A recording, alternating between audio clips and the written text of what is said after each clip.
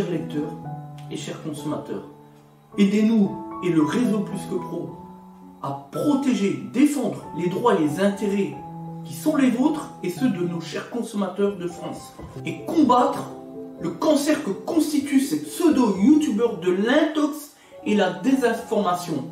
Parce que nous, on ne triche pas de calomnie, on dit la vérité. Vous avez l'opportunité de vous abonner à la seule chaîne YouTube qui vaille. À vous de jouer.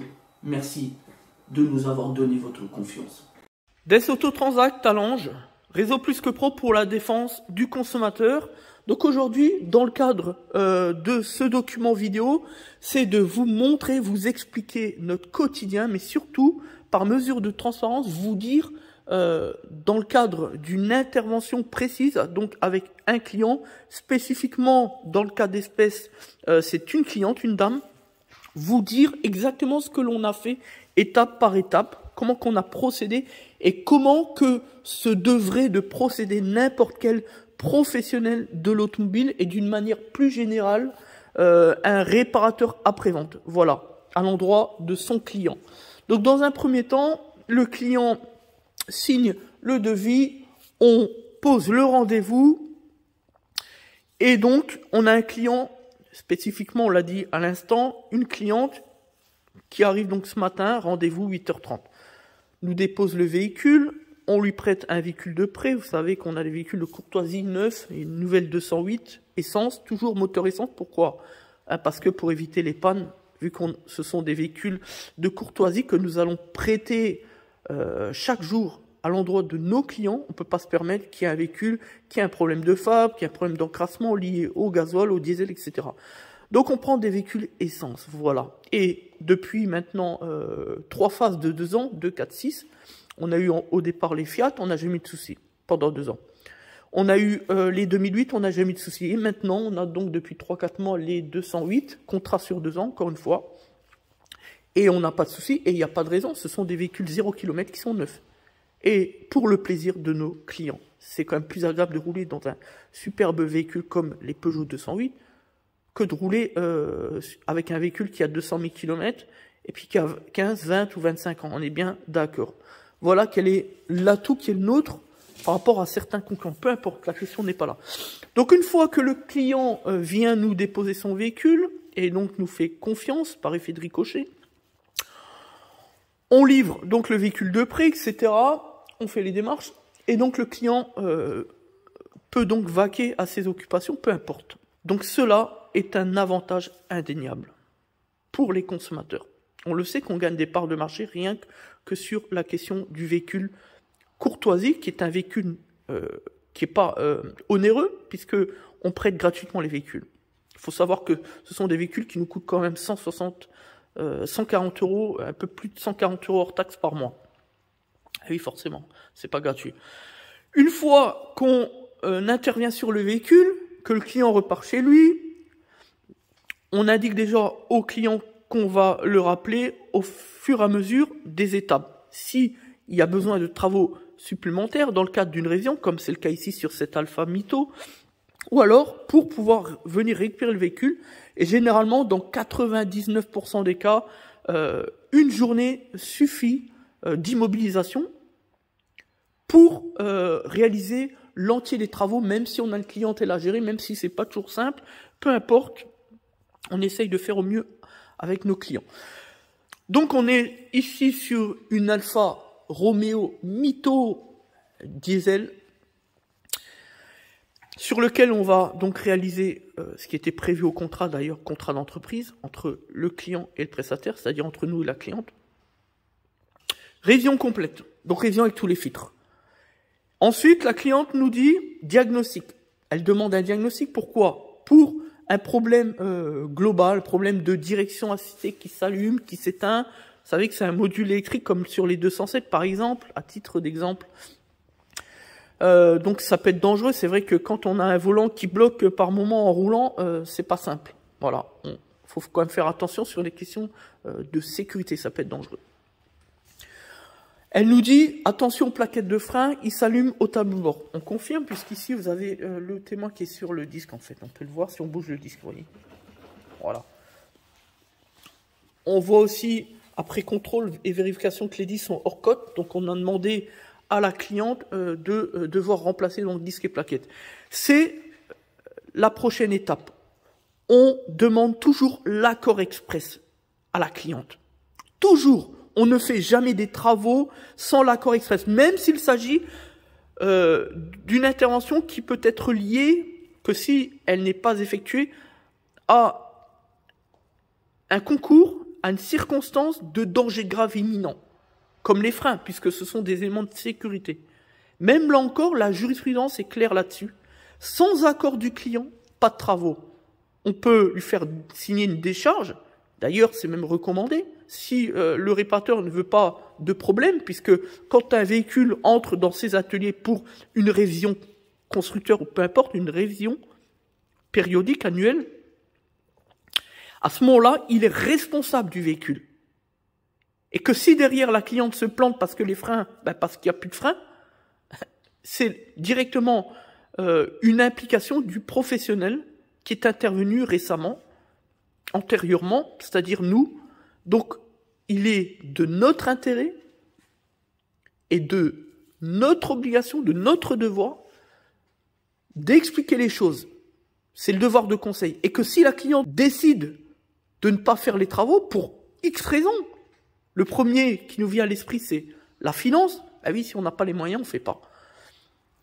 Peu importe la raison, sans l'accord express, donc le mieux, c'est de demander un SMS à la cliente pour la signature électronique, la preuve électronique, qui fait foi devant les tribunaux.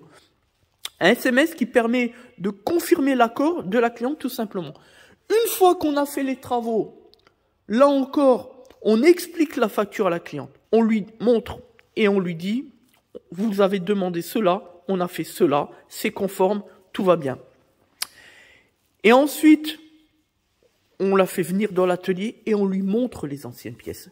Pour le principe de transparence. Parce qu'aujourd'hui, être transparent, c'est montrer qu'on est digne de confiance. Et qu'une entreprise qui n'est pas transparente n'est pas une entreprise de qualité et qui considère le consommateur. Il faut bien le comprendre. Une fois qu'on a montré les pièces, nous, on a même force à montrer les anciennes pièces, mais même les nouvelles pièces. Voilà. Parce que on est authentique et on ne triche pas avec le consommateur. Parce que c'est lui qui nous fait vivre. Il ne faut pas l'oublier.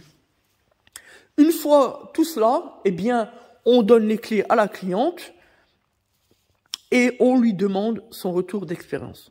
Tout simplement. Voilà.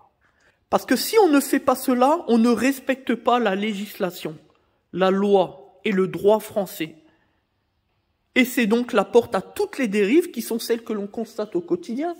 C'est-à-dire, pourquoi croyez-vous qu'il y a de plus en plus d'imposteurs, de pseudo-garagistes? Vous savez, ces faux mécaniciens qui sortent de partout, de nulle part. Les pseudo-youtubeurs, les forums, les bricoleurs. Il y en a à toutes les sauces.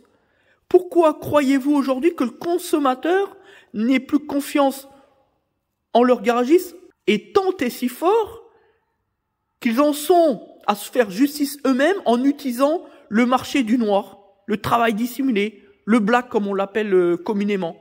Pourquoi croyez-vous cela? Parce que les gens n'en peuvent plus de se faire léser le matin, le midi et le soir. Voilà la vérité. Voilà pourquoi nous, les professionnels de l'automobile, eh bien, je dirais qu'on profite malheureusement d'une mauvaise vision du consommateur, d'un mauvais état d'esprit. Parce qu'à force de tant et tant d'imposteurs et d'escrocs et de charlatans qui utilisent à leur fin les réseaux sociaux, puisque tout le monde est connecté, et qui bénéficient d'une administration fiscale qui ne fait pas de vérification, pas de contrôle à la source au moment de la création d'entreprise, ben c'est pour toutes ces raisons, aujourd'hui, le consommateur ne peut plus avoir confiance. Et on ne peut même pas lui en faire grief. On ne peut même pas lui en tenir rigueur. Vous l'avez bien compris, c'est à cause d'un ensemble de faits qui fait qu'aujourd'hui, le consommateur a du mal à accorder sa confiance à l'endroit des professionnels de l'automobile, pour ne citer que l'automobile. Parce il faut pas oublier de rappeler quand même que l'automobile, c'est le 3e secteur de dépenses des ménages aujourd'hui. Après l'immobilier, c'est normal, le logement. Et puis évidemment, la restauration, parce qu'il faut manger, parce que c'est central, c'est le gros alimentaire. Voilà. Et moi, je dis que nous mériterions, nous les professionnels du secteur automobile, de pouvoir bénéficier, comme pour l'immobilier, le logement, comme pour la restauration, d'une TVA à moindre coût, par exemple à 12 ou à 5,5 au lieu des 20 actuels légiférés par la France, par l'État, qui est un État de droit. Voilà la vérité. Donc, oui, si on devait faire un peu de politique, si on devait réclamer une réforme pour les entreprises, en tout cas moi, je me plains de rien d'autre, mais c'est vrai que la TVA pourrait adoucir ne serait-ce que le relationnel avec les consommateurs. Évidemment, il faut jouer le jeu. Parce que si on ne joue pas le jeu, forcément, les garagistes, enfin les professionnels d'automobile s'en mettront toujours plus dans la poche, sans faire le moindre cadeau aux consommateurs. Merci à tous pour nous avoir écoutés, pour nous avoir suivis. Maintenant, vous savez comment que doit agir un professionnel de l'automobile. Et surtout, on le voit souvent, la facture, elle est obligatoire. À partir du moment où un particulier paye une intervention auprès d'un professionnel, la facture n'est pas une question qui se débat, elle est strictement et parfaitement obligatoire, elle doit être délivrée au moment du paiement. C'est la loi, c'est comme cela, c'est pas autrement.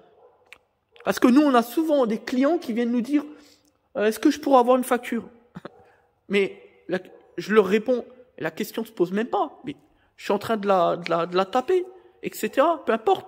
La facture, mais pour nous, c'est même pas une question qui se pose.